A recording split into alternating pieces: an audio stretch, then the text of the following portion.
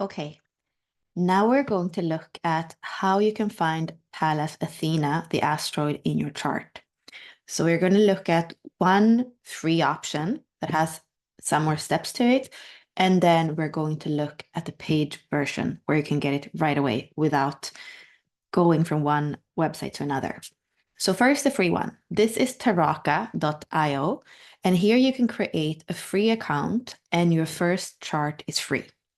So once you have done that and logged into your account, you're going to go to account, you're going to go to my profile, and then the one profile that you have already created is there. So my charts, my people charts, and here is that one chart that is free. So you view and you go to the natal chart.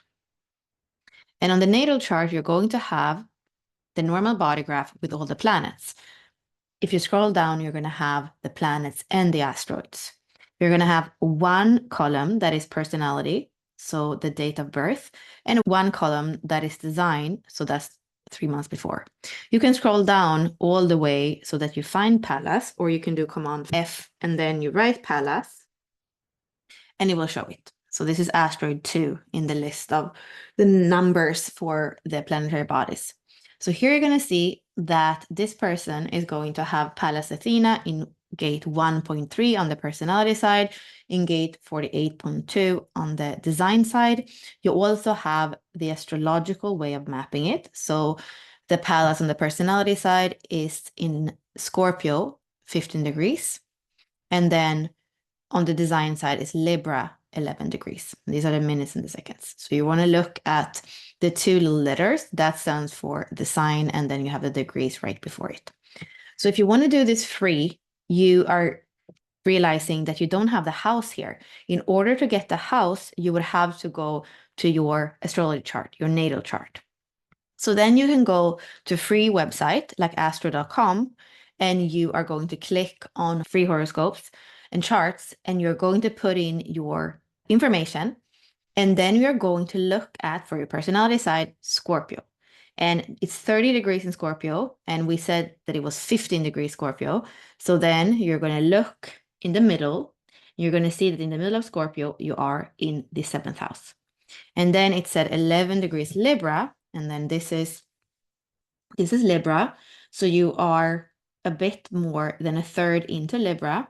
And then you're going to see that that's the 6th house. So that's the way that you would know the houses, because from Taraka, you have the exact degree of the sign, and then you would have to go to this free chart to see what house does that fall in. And the house is what you're seeing here. We start with the ascendant for all these charts, and then it's going to say in the inner ring, the house, and you can look at any degree in the whole wheel, and you're going to see what house it's in. So let's say, for example, we say 15 degrees Gemini.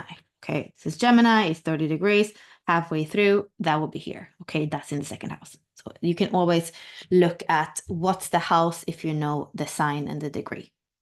So that is the free way of doing it.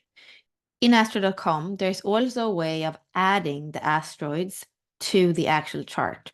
So in this case, when you're logged into astro.com, you will go to the homepage and look at where it says extended chart selection. You click there, and then you can actually add all these different bodies, all these different things to the chart. So we can actually do also just write it here, Pallas, and then show chart. And then you're going to see that is going to show us Pallas in the chart. And exactly what we saw before is this 15-degree Scorpio. However, you won't have the design here because we're only looking at the personality. So you would have to go back to your chart. And in this one, you're going to have the design date here in red. And you would have to create a chart for the design date if you wanted to go back to astro.com and then create a whole new chart for the design, and then you could add the objects in the same way there. And once you are in the chart, you can go back here and it says chart selection, and that's where you can add them. So you can add also other things here if you wanted to. So here we can add Chiron if you wanted to. Anything can be added.